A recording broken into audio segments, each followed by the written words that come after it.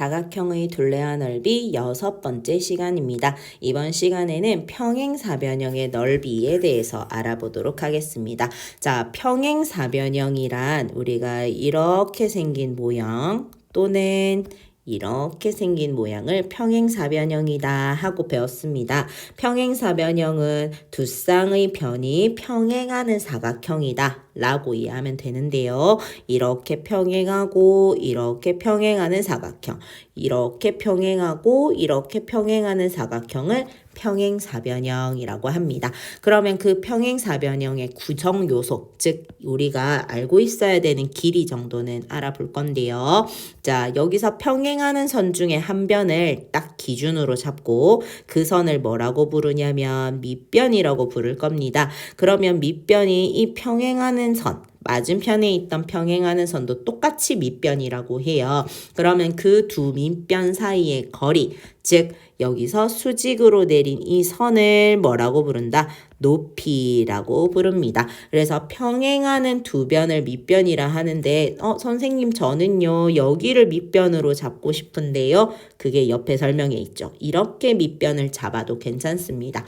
그러면 그 두 밑변의 사이 거리 수직으로 그은 이 선을 뭐라 부른다? 높이라고 부르게 됩니다. 그러면 한 번 더 세 번째 도형에서 봤을 때 밑변을 이렇게 잡았다라고 해요. 그러면 여기서 수직으로 우리가 선을 긋는다면 저는 이렇게 그릴래요. 괜찮아요. 수직으로 대신에 두 밑변이 꽉 차도록 이렇게 길이를 그리는 거 괜찮은데요. 여기서 얘 대신에 오른쪽에 이렇게 그려도 괜찮다라는 걸 설명하는 겁니다. 그래서 밑변과 높이의 관계는 완벽히 알고 있어야 되는데요. 우리 아래 넓이 설명하기 전에 예제 1번 보면서 높이를 한 번 더 이해 한번 해볼게요.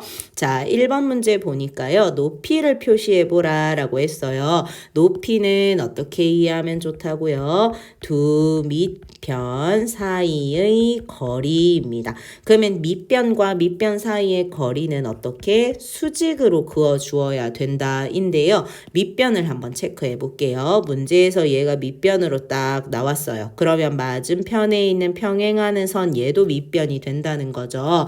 그러면 이 두 밑변 사이의 거리 수직으로 이렇게 선을 그려준 다음에요.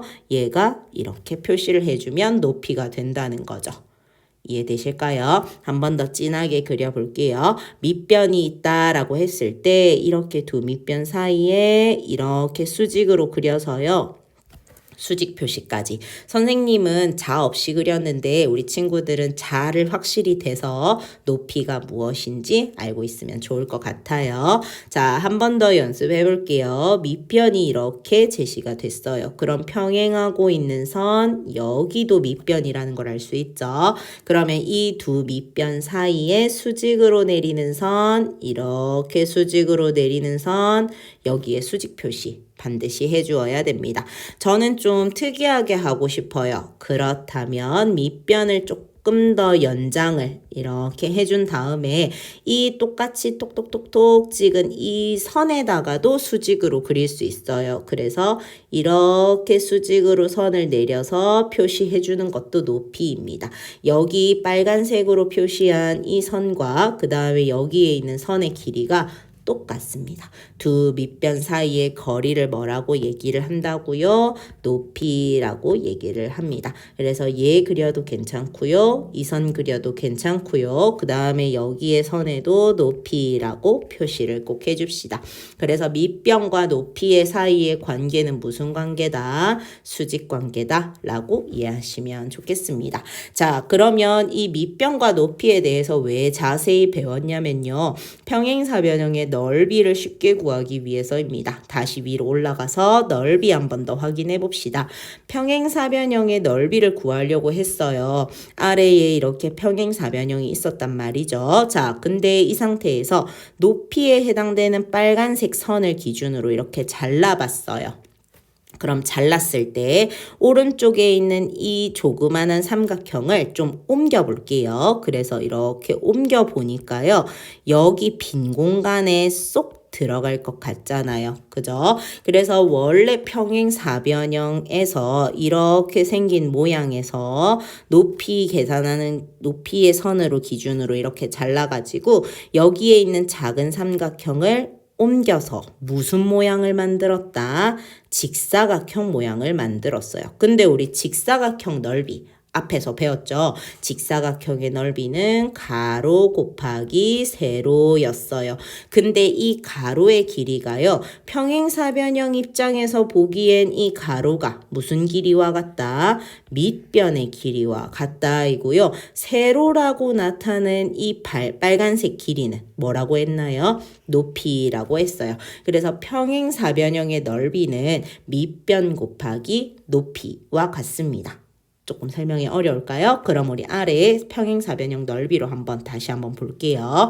자, 직사각형으로 바꾸어서 넓이를 구해 볼 겁니다.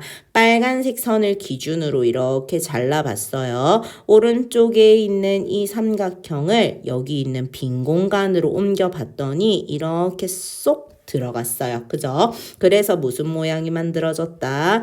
직사각형 모양이 만들어졌는데요. 여기서 가로의 길이라고 하는 게 사실 이 평행사변형의 무엇과 같다?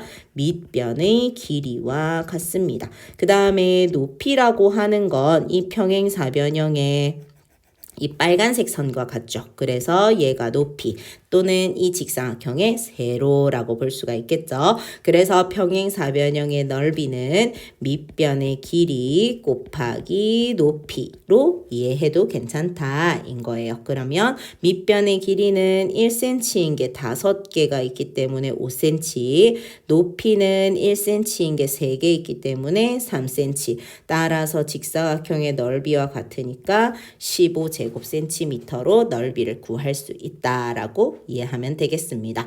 그래서 평행사변형의 넓이를 구하기를 할 때는요. 반드시 밑변과 높이를 알고 있어야 되고요. 그 두 선을 곱하여서 넓이를 구할 수 있다라고 이해하면 더 좋을 것 같습니다. 129쪽 문제 풀면서 평행사변형 넓이 한번 외워보시기 바랄게요.